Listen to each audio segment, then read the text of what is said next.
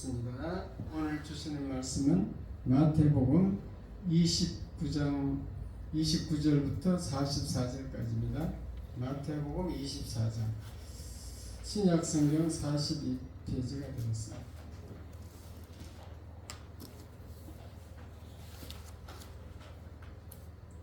제가 먼저 마태복음 24장 29절을 읽겠습니다.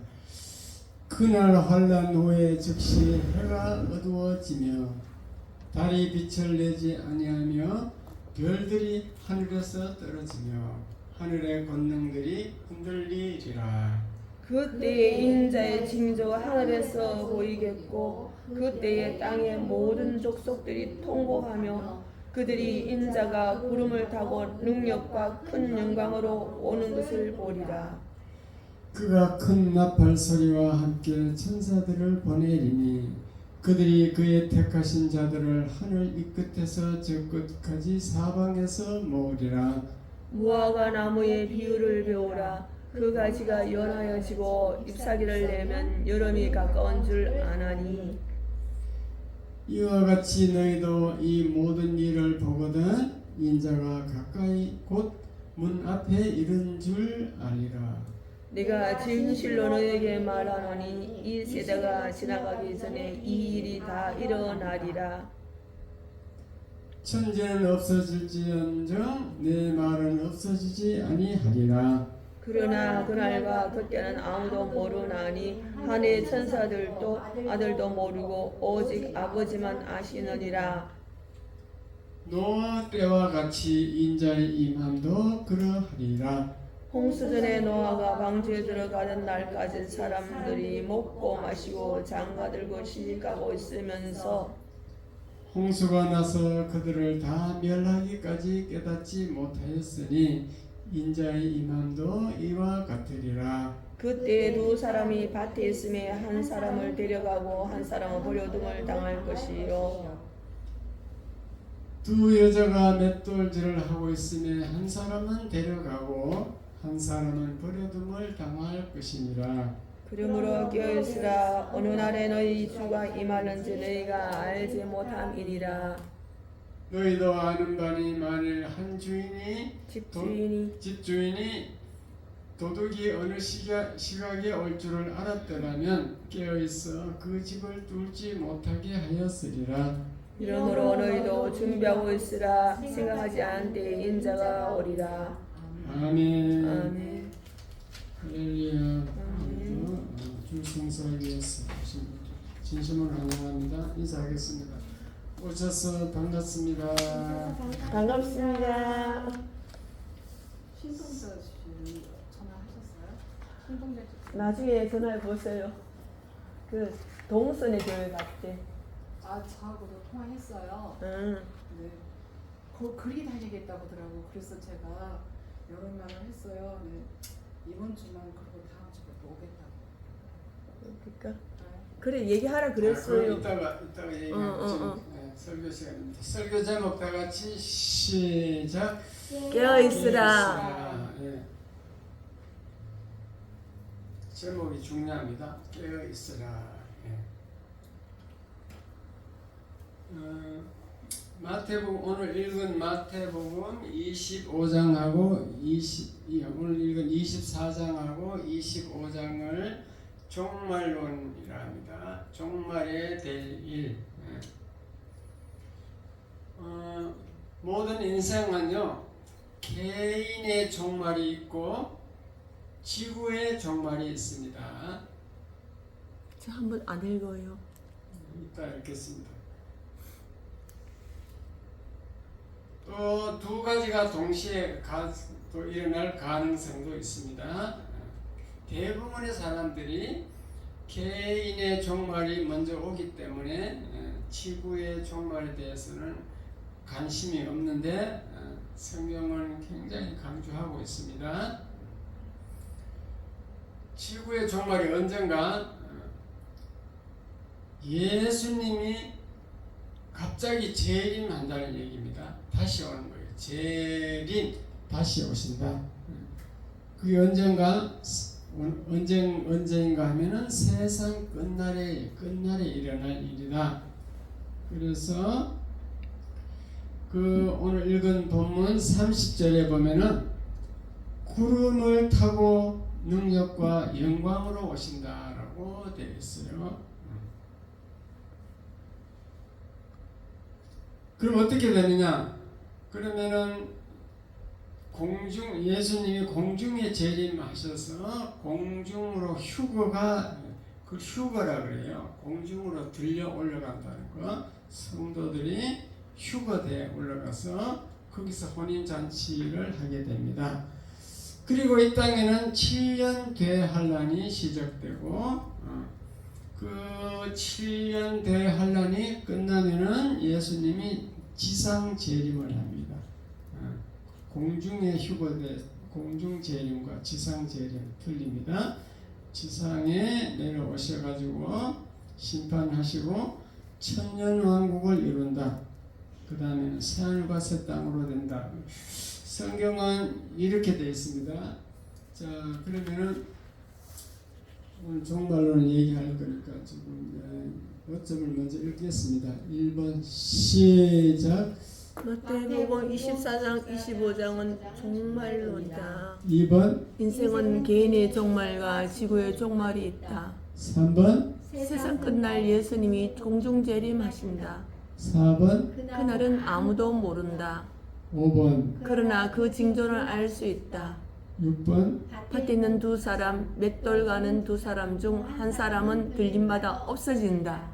7번 결정적 징조는 멸망에 가증한 것, 적 그리스도의 나타남이다. 그 다음에 8번 적 그리스도가 세계 평화를 외치며 예루살렘 성전 자리에 회교 도움을 철거하고 환란 성전을 지어준다. 9번 이스라엘 역사와 현재 하마스와의 전면전 상태 설명. 10번 깨어있는 방법은 주 성수 11조 주의 종의 말에 순종하는 것이 전통적으로 주장하는 방법이다. 11번 어느 날 예수님이 공중재림하면 7년 대환란, 지상재림, 천년왕국, 새하늘 새 땅 순서로 진행된다. 이러한 이제 아이고. 내용인데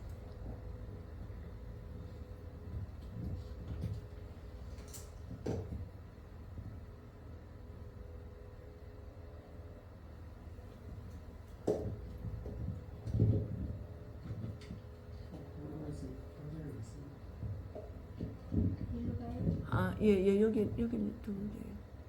왜 고장난지 모르겠어. 이 위치가 안 들어가요.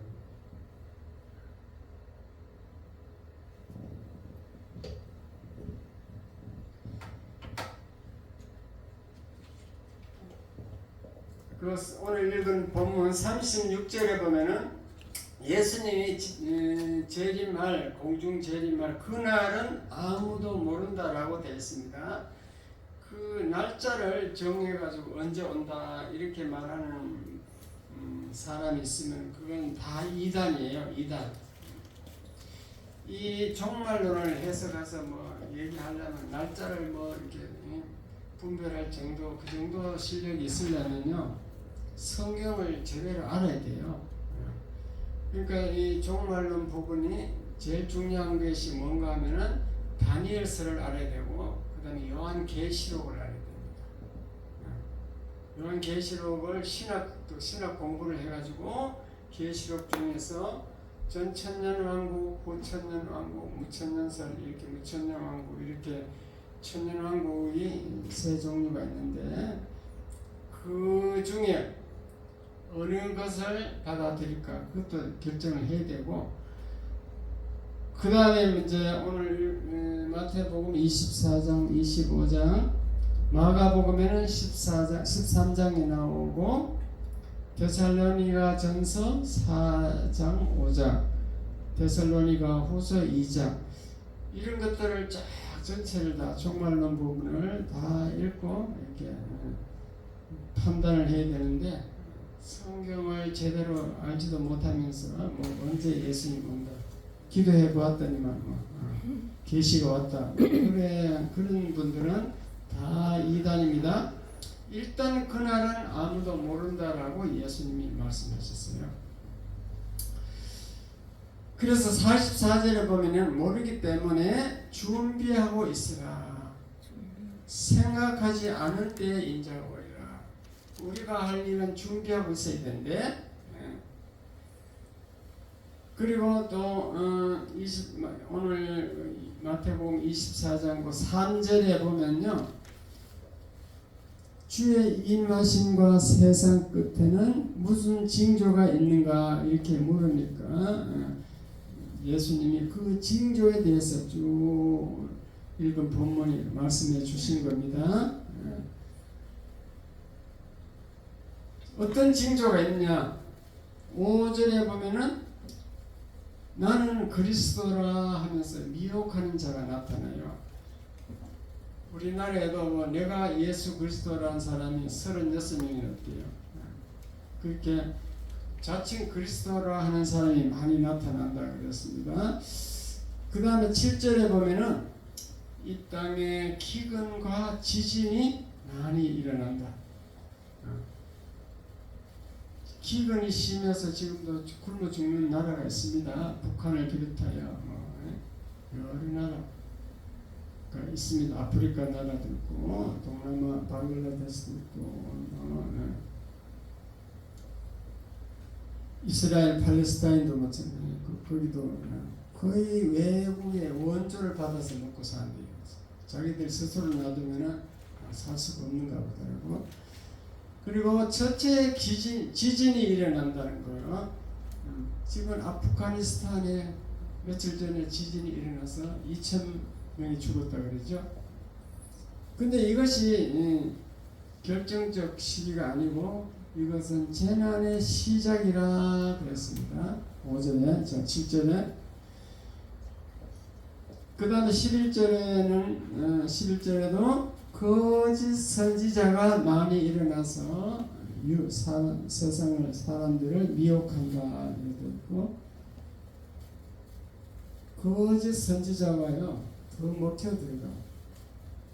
안상 증인이라고 하나님의 교회에 있습니다. 하나님의 교회라는 그 교단이 안상홍 하나님이라고 믿다가 안상홍이 죽으니까 또 그 마누라 장길자가 어머니 하나님이에요. 뭐 아버지 하나님, 어머니 하나님, 그 말도 안 되는 소리를 해도 거기 그게 미혹하는 건데요. 거짓 선지자가 뭐 미혹하는 건데 거기 뭐 교사가 5만 명이라나 뭐 다른 우리나라 말고 뭐 다른 나라에 가서도 접하는데요. 그게 이제 거짓 선지자가 미혹하는 거죠. 그리고 12절에 보면은 불법이 성행한다. 불법, 하나님의 법, 십계명도 안 지킬 뿐더러 세상 법도 안 지켜요. 그 사람들이 막 속이면서 그 법을 막 법을 이용해서 막 속이고 그런 식으로 불법을 성행하고, 그러다 보니까 사랑이 식어간다. 좀 옛날 어르신들은 사랑이 많았는데 지금 현대 사랑이 자꾸 없어지는 겁니다. 그렇게 이제 정말로 가까이 가는 거죠. 그리고 14절에 보면은 천국 복음이 모든 민족에게 증언되어야 한다. 지금 언어가 없는 나라까지 선교사들이 가가지고요, 성경을 번역을 말을 만들어줘요. 성경 번역할 때 한국어로 만들어주는 선교사들이 있대요. 그 나라 말은 있는데 언어 글이 없는 거예요. 글을 한글말로 하면 한글로 해가지고 성경을 번역해주는 그런 일도 있습니다. 어쨌든 지금은 거의 모든 민족에게 복음이 들어갔다고 보면 됩니다. 그렇게 해서 모든 민족에게 증언하고 온 세상에 전파해야 된다. 그때쯤에는 믿는 자가 있느냐 그랬습니다.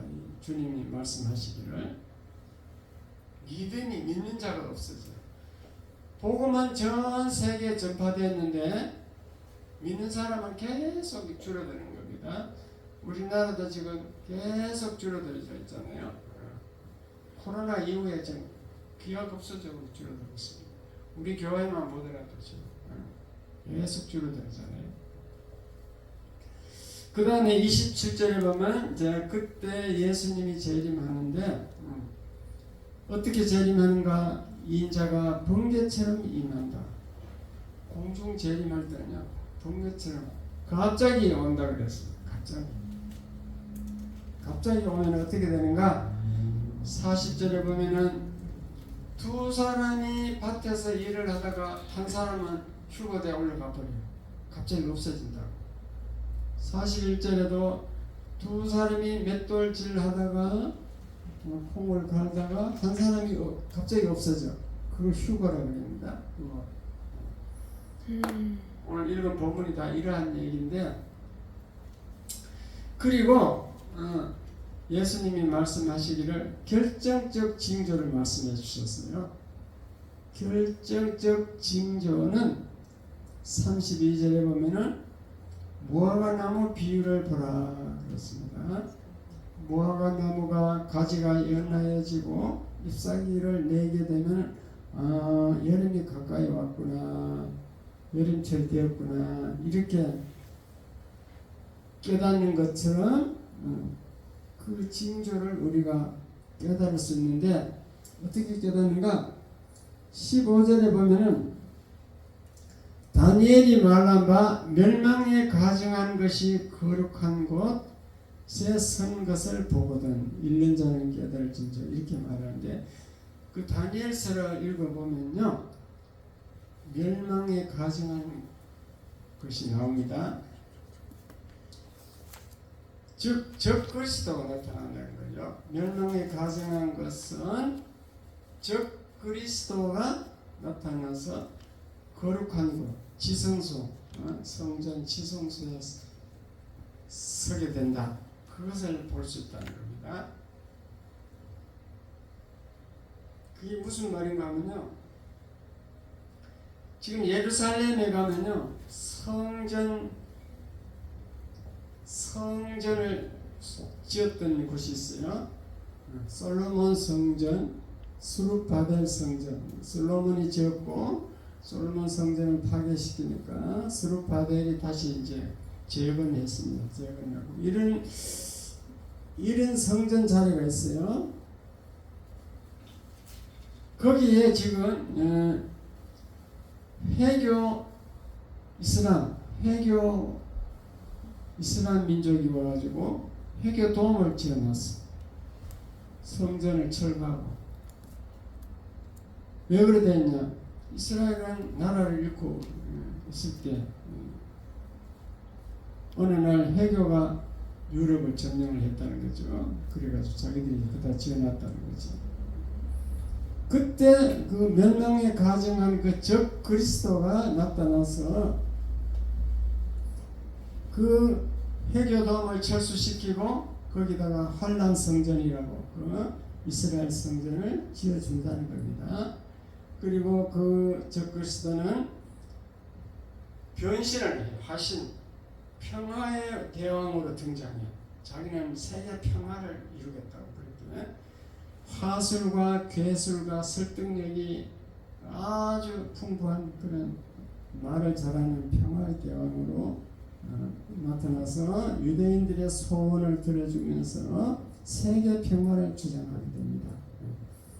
그게 결정적 비유라, 결정적 징조라는 겁니다. 결정적 징조. 다시 말씀드립니다. 예루살렘 성전 자리에다가 적 그리스도가 어느 날 세계 평화를 외치며 나타나가지고 세계 평화를 이루려고 거의 이루겠죠. 그래가지고 이슬람이 지어놓는 해교도들이 지어놓은 해교돔을 철거하고 거기에다가 이스라엘에 일평생 기도하고 소원했던 그 이스라엘 성전을 지어준다. 지어주고 그 지어주려면은 이스라엘과 아람 민족이 화해를 해야 되겠죠. 화해를 세계 평화를 외쳐서 화해를 해가지고 그렇게 지어주겠죠. 그때가 결정적 종말 징조입니다. 그러니까 이 결정적 종말 징조는 이스라엘 민족과 관계가 있다는 거죠. 자, 우리 휴거되는 찬송 하나 불러보고 시작하겠습니다. 상곡의 백화가.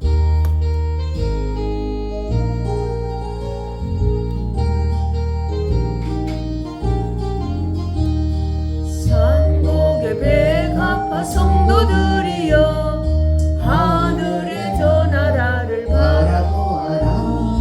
영광의 광채 속에 열두 진주문 우리를 위하여서 예비하도다.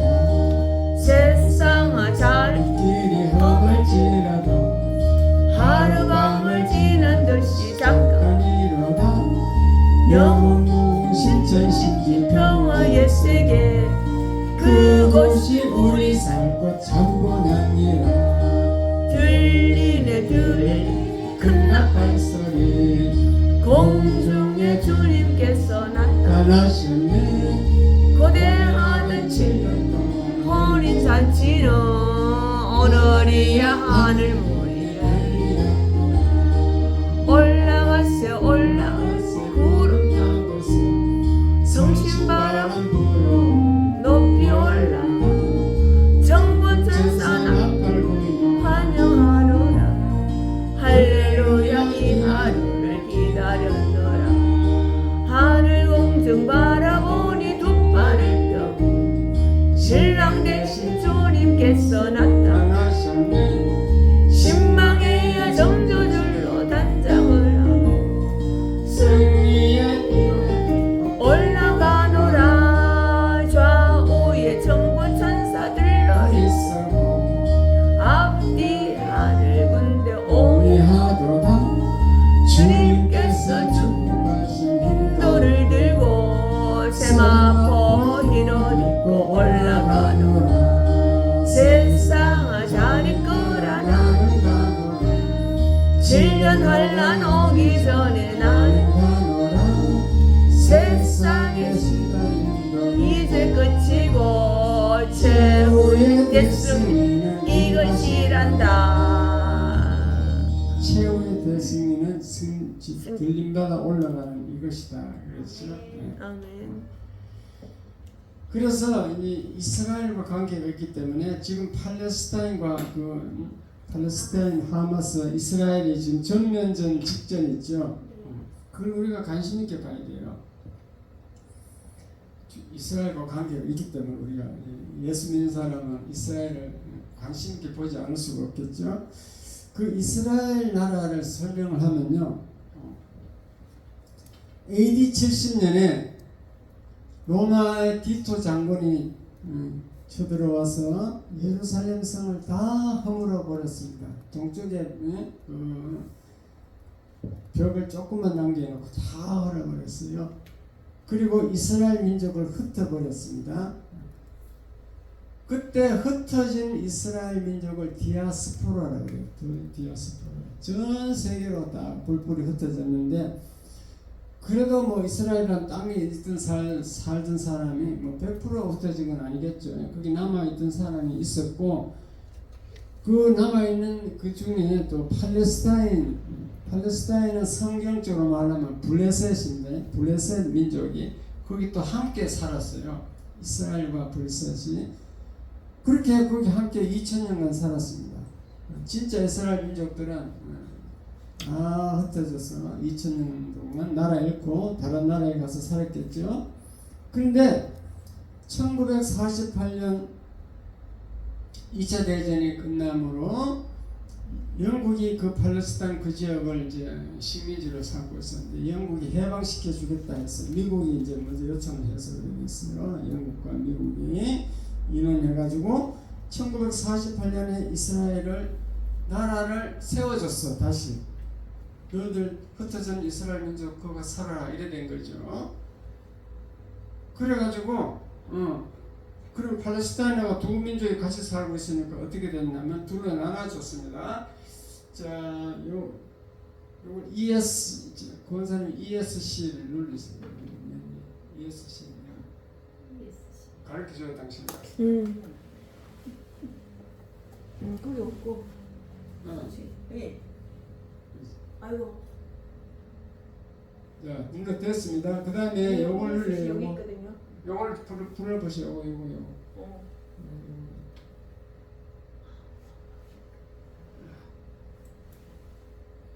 자, 이게 지금 내가 이해를 돕기 위해서 이게 그림을 지금 이게 해왔는데 자세히 보세요. 이스라엘 땅이 이렇게 여기 전체가 이스라엘 땅이었는데 1948년 독립해 줄 때 이스라엘 땅을 이렇게 해놓고 여기 가자 지구라고 여기다가 팔레스타인 민족을 갖다 놓고 그 다음 서한 지구라 여기 지고 이스라엘 땅 안에 서한 지구 여기도 살게 하고 이스라엘은 여기에서 요겁니다. 요건데 팔레스타인은 요 가자 지구하고 서한 지구 요 나라가 나눠져 가지고 이렇게 살도록 했다고. 요 옆에는 요르단이 있고 그 위에는 시리아가 있고 레바논 북쪽은 레바논 밑에는 이집트가 있어갖고 이 가자 지구 인사람 이집트를 못 건너가겠다고 이집트는 딱 지키고 있어요.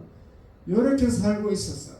요렇게 해방시켜줬어. 나를 세워줬는데 어떤 일이 있었냐면 1967년 3차 중동 전쟁으로 이스라엘이 승리함으로 이스라엘 민족이 서한 지구를 점령을 했어요.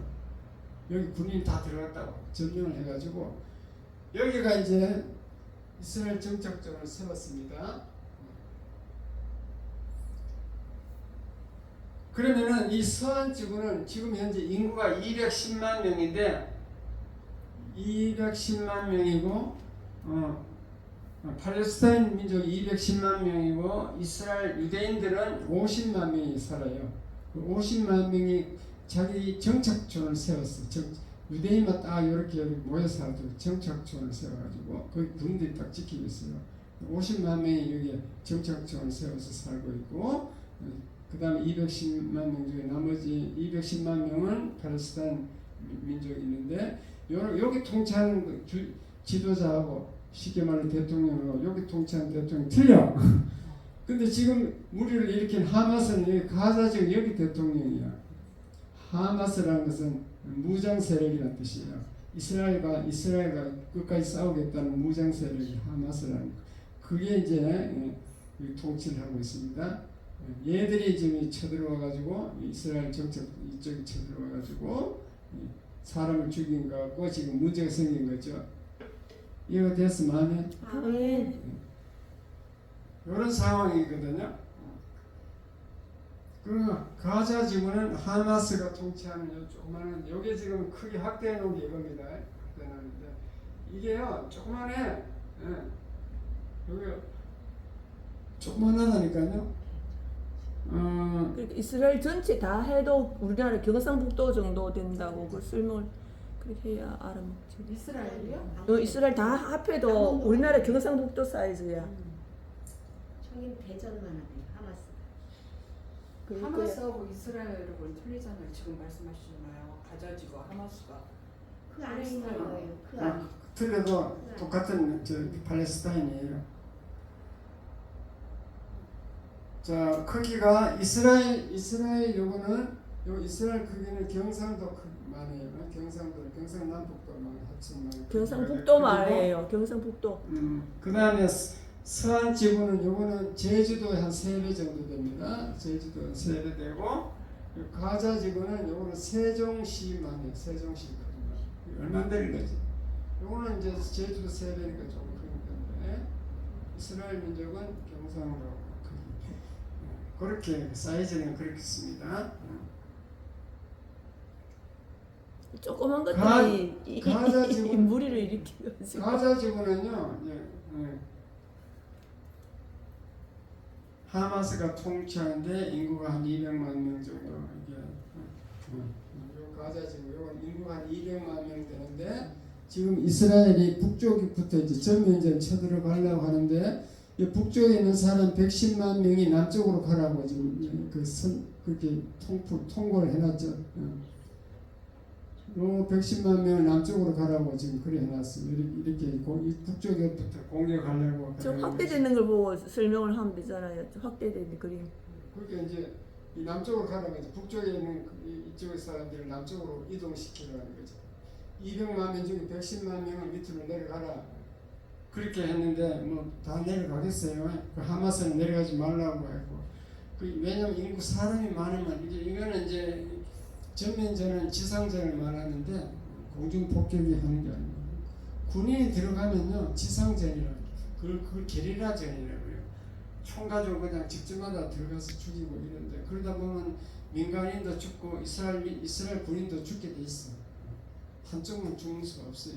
그 땅굴을 또 파고 땅굴을 또 그쪽에서 문제가 생기고 그래가지고 지금 어떻게 될런지 지금 연구하고 있겠죠 이스라엘 민족이. 그랬었던 민간인이 죽기 때문에 민간인은 내려가라 했는데 자 그래서 이제 그 하마스라는 여기 이 가나 지구를 다스리는 하마스라는 그 집단 하마스는 사람 이름이 아니고 무장 세력 이름이죠. PLO처럼 그 무장 단체 이름인데 하마스 지도자는 모하메드 데이프라는 사람. 알 데이프라 하더라고. 모하메드 데이프라니 이 사람이 지금 이걸 여기서 이제 이 사건을 일으킨 거죠. 그래서 그 데이프라는 사람이 지금 이렇게 인터넷에 나오는 그 사진이 20살 때 사진이에요. 지금 사진이 아니야. 그 변신에 능하기 때문에 변신을 해가지고 민간인처럼 돌아다니까 찾기 힘든가 봐요. 어쨌든 그렇게 이제 이스라엘이 상황이 저리 돼 있는데 이렇게 싸우다가 왜 저걸 한꺼번에 다 이스라엘은요 현역이 지금 18만 명이잖아요. 그렇죠. 여자들도 군에 다 가잖아. 예비역이 지금 48만 명이야. 그렇게 다 합치면 60만 명이 넘어. 여기 게임이 안 되잖아요. 근데 왜 이걸 못 없애고 이걸 초대해서 지금 우크라이나처럼 가서 점령을 왜 못하느냐. 이것들 점령하면 아랍 민족이 다 탄압이 돼가지고 안 되는 거야. 아랍 민족이 다 이게 이 전투하러 오기 때문에 안 된다고. 에집트부터 시작해가지고 그러니까 이게 계속 영원히 갈 수밖에 없어. 아랍 민족 때 이스라엘은 또 이제 미국이 구원자잖아요. 미국을 다스리는 게 다 유대인들이 다스리거든. 미국의 그 방기산업체, 은행, 이런 거 다 유대인들이 장악하고 있습니다. 대학교도 30%가 유대인들이 교수고. 그리고 돈을 다 미국 사람 돈을 유대인들이 가지고 있어요. 미국에서 상하원 의원이 되려면 유대인이 협조 없으면 절대 안 된대. 유대인이 딱 안 된다면 딱 불합격하는 거예요. 그만큼 파워가 세다. 그러니까 미국을 등에 업고 우리 자유주의도 이게 있으니까 이게 가만 보세요. 아랍 때 우리 기독교 때 이렇게 쉽게 말하면 종교 전쟁인 거예요. 이해가 됐어요? 네. 그런 상황으로 지금 됐기는 끝이 날 수가 없는 게 이게 없앨 수가 없다니까요. 그렇게 이렇게 쭉 가다가 이제 어느 날 적그리스도가 나타나서 평화의 화신으로 나타나가지고 세계 단일 정부를 세우려고 그래요. 이제 세계 다 화해가지고 싸우지 말자. 기독교 여기 회교하고 싸울 필요도 없다. 세계 평화, 세계 단일 정부 평화를 만들자. 가짜 평화를 외치는 적 그리스도가 이제 오늘 언젠가 나타난다는 거예요. 그게 이제 종말 시점을 얘기하기 위해서 내가 이걸 설명하는 겁니다. 그걸 조심해야 되는 거예요. 가짜 평화를 외치는 그 적 그리스도. 사람인데 적그리스도라는 건 사람인데 적그리스도의 역할을 한다고 해가 적그리스도라고 붙이는 거잖아요. 그렇지. 그냥 적그리스도 하면 사람들 잘 이해를 못해. 어떤 놈이 마귀 사탄 역할을 하면서 사탄의 화신으로 나타나는 거지. 사탄이 조종 사람이지만은 그리스도를 대적한다. 그리스도를 대적해서 사탄으로 나타나는 거지. 그래가지고 가짜 평화를 외친 세계 평화 단일 정부 만들겠다. 세계가 이제 싸우지 말고 평화롭게 살자. 이 가능하겠어요? 안 가는 게 있어요? 안 가는 불가능해요. 세계 지도는 100년마다 다 바뀌고 있어. 100년 단위로 보면요, 세계 지도가 계속 바뀌어. 지금 소련이 우크라이나를 점령하려고 들어갔잖아요. 저런 식으로 계속 바뀐다니까. 100년마다 바뀌는데 힘 있는 나라가 힘 없는 나라를 정복하는 거예요. 세계 역사가 이때까지 역사가 계속 인류 역사가 그렇게 흘러왔기 때문에 그 법칙은 변함이 없는 겁니다. 그래갖고 뭐 진짜 평화를 외치고 그런 게 아니고 정말 가짜 평화를 외치는 거지. 진짜 평화는 힘을 기리게 돼. 이스라엘은 힘을 기리고 정신무장을 해가지고 온 국민이 다 전투 대원이에요. 여자뿐만 아니라 다 총만 안 들이지 총 들면 바로 전투원이에요. 그렇게 힘을 기리고 국력, 지금 GNP 국민소득이 우리나라가 똑같더라고. 3만 몇천 불이더라고. 이렇게 힘을 기리고 무기 수준도 F-35 최첨단 무기로 해가지고 전 세계 15번째 이게 무기가 많아요. 무장이 잘 됐어요. 이렇게 힘을 키워놔야 살아남지. 평화 가짜 평화 종이 사인한다고 되는 게 아닙니다. 그 미국은 그걸 이스라엘 민족은 그걸 알고 딱 되니 그 이스라엘도 절대로 망하지 않는다는 거예요. 미국이 후원하고 있잖아요.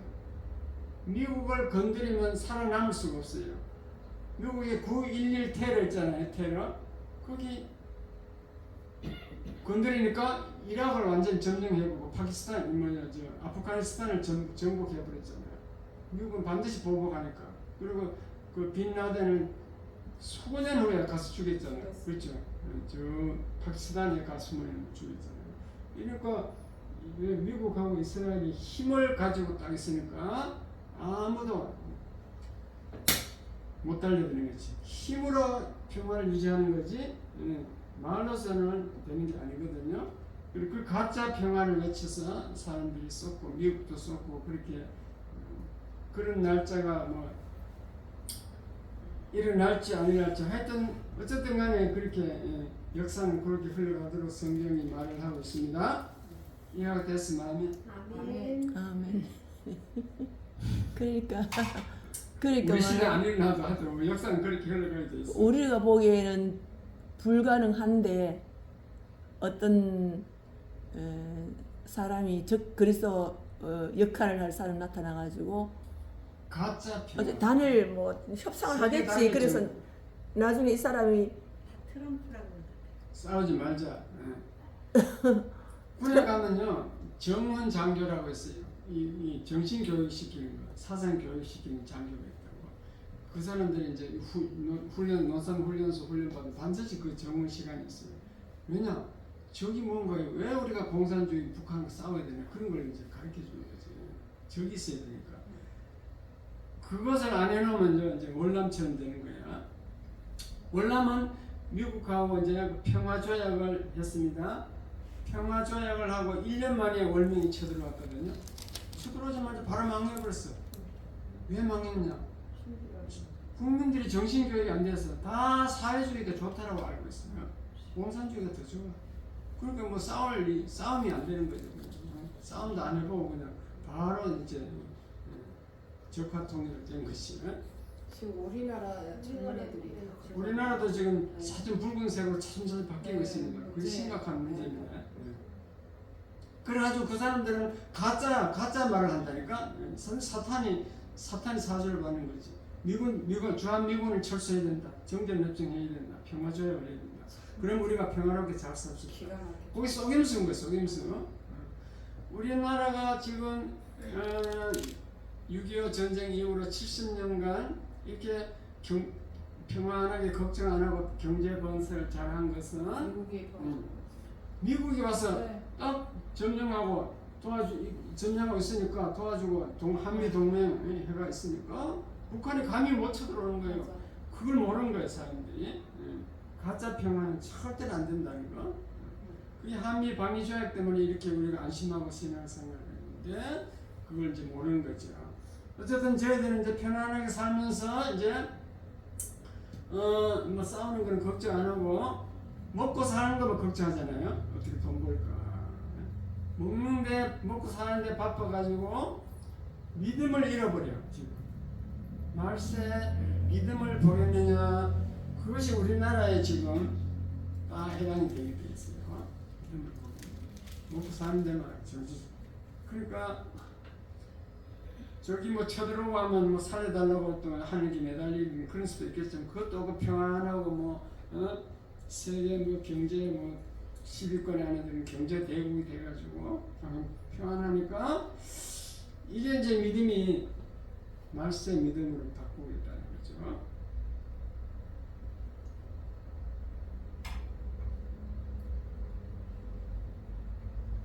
그래서 주일날 교회 안 나오고 일주일 내내 하나님을 잊어버리고 일만 하고 있는 거예요. 그렇게 일만 하다 보면은 어느 날 도적같이 예수님이 공중 재림하시게 된다. 그때 주일날 교회 안 나오는 성도들은 다 버림을 받고 들림받지 못할 것이다. 그렇게 될까요? 안 될까요? 되죠. 당연히 그래서 오늘 본문에 보면은 아주 구체적으로 예를 들었어요. 40절, 41절에 밭에서 두 사람이 일을 하는데 한 사람이 없어져 버리더라. 두 사람이 맷돌을 돌리는데 한 사람이 없어진다. 그렇게 예를 들었어요. 그 말은 우리가 믿음을 잃어버리고 생업에 막 열중하고 있을 때 그런 일이 일어난다는 거죠. 먹고 사는데 생업에 막 열심히 일을 하고 있을 때. 그러므로 저와 여러분은 주일 성수를 잘하고 평소 주님과 늘 주의 이름을 부르고 교통해야 돼. 그렇게 하면은 생업 현장에 있어도 들림 받을 수 있다는 겁니다. 그래서 그것을 이제 한마디로 말해서 예수님이 깨어 있으라 그랬어요. 깨어 있으라. 열심히 일하는 건 좋아요. 열심히 돈 벌고 일을 해라. 일을 하지만도 주일 성수 잘하고 늘 주의 이름을 부르고 주님과 교통하면서 살아라. 아멘. 그렇게 살면 언제 재림해도 걱정할 필요 없다. 아멘. 늘 믿음을 잃지 마시기 바랍니다. 아멘. 그게 오늘 본문의 교훈이에요. 믿음의 척도가 무엇이냐? 믿음의 척도는 주일 성수 잘해야 되고 헌금 11조를 잘해야 돼요. 11조가 믿음의 척도예요. 여러분 아무리 내가 믿음이 좋다 해도 11조 안 낸 사람 목사는 그렇게 안 믿어. 절대 안 믿어요. 그게 11조가 믿음이거든요. 그 다음에 주의 말에 순종해야 돼요. 목사 말에 그냥 순종하고 자기 마음대로 사는 것은 그게 믿음이 없는 겁니다. 순종이 제사보다 낫다고 했습니다. 왜 주의 말에 순종해야 되냐면요. 하나님은 안 보이니까. 안 보이기 때문에 보이는 주의 말을 순종하는 사람은 분명히 하나님 말에 순종할 수 있다고 보는 거죠. 그래서 요 세 가지만 하면은 들림 받는데 문제 없을 것이다. 이것은 우리 선조들이 기독교 130년 역사상 다 우리 선조들이 제일 강조했던 전통적인 방법이고 전통적인 주장입니다. 제가 지금 주장하는 게 아니고 옛날에 우리 선조들이 다 그렇게 주장했습니다. 다시 말씀드릴게요. 믿음의 척도는 주일성수, 헌금 중에 11조, 주의 말에 순종하는 것. 이것을 잘하면 들림받는 데는 문제가 없는 거죠. 그분은 믿음이 좋다라고 보기 때문에. 그렇게 해서 계속해서 25장, 24장 다 읽고 또 25장까지 읽어보면요, 그 종말론에 가는 얘기가 계속 있어요. 집에 가서 한번 잘 읽어보세요. 제가 읽어봐도 뜻을 모르니까 제가 설명해 드리면, 오늘 읽은 44장 이후에 24장 44절까지 읽었는데, 그 이후에 보면은 충성된 종의 비유가 나와요. 그건 뭐냐면 게으른 자냐 게으르지 않는 자냐, 그걸 지금 설명하려고 게으른 자와 부지런한 자와 게으른 자를 비교하는 거예요. 충성된 종의 비유가 나옵니다. 종말론과 관계 있는 것들이지 게으른 자는 안 된다는 거죠. 그 다음에 25장 넘어가면 열처녀의 비유가 나옵니다. 열처녀의 비유는 성도가 기름을 가졌냐 안 가졌냐 그거예요.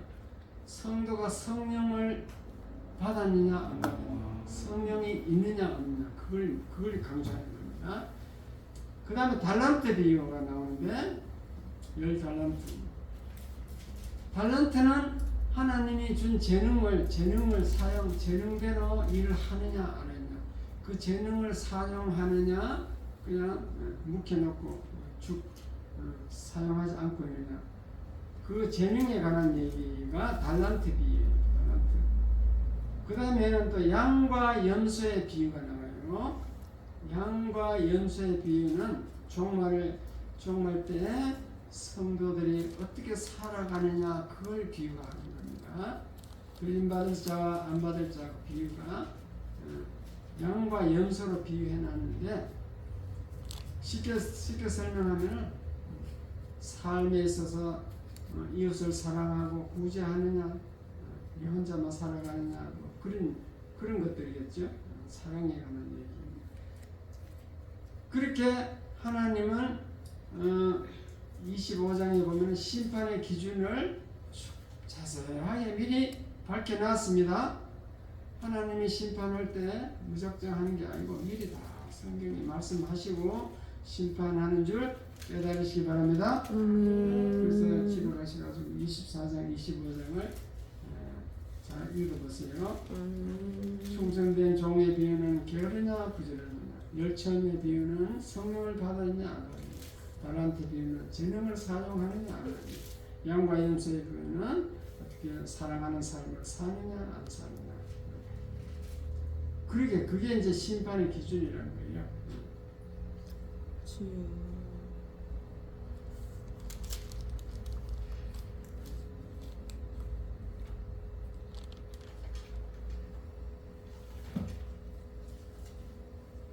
아버지 불만 받아 먹겠습니다.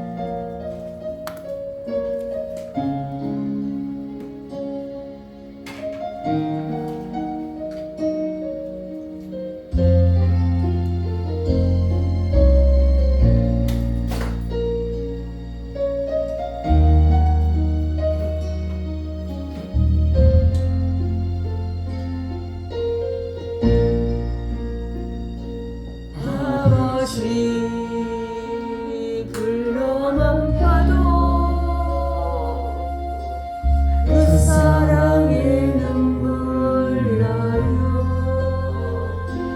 나 같은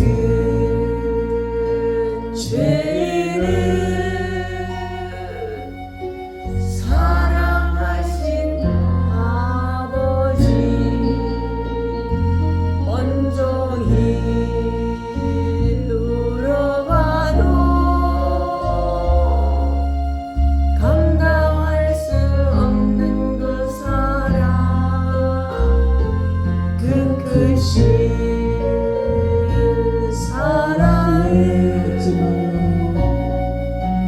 어찌 말로 표현하리.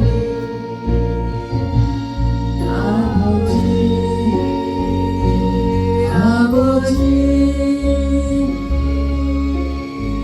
내 영혼 깊은 곳에서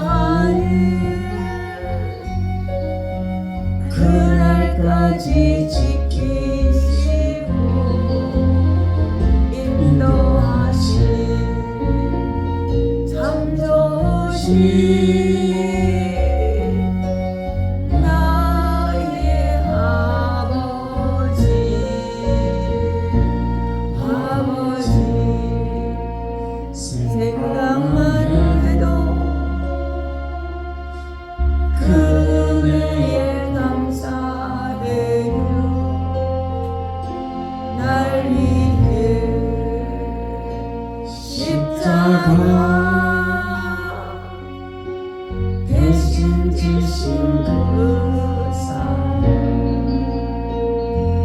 아버지 그 사랑이 강물처럼 흘러넘쳐요 그 크신 사랑을 어찌 말로 표현하리 아버지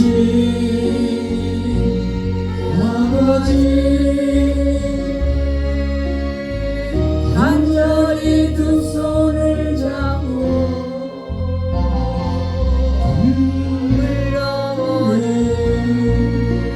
내 아버지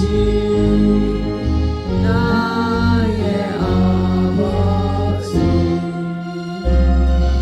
입생도 다하는 그날까지 동행하며 인도하신 신실하신 나의 아버지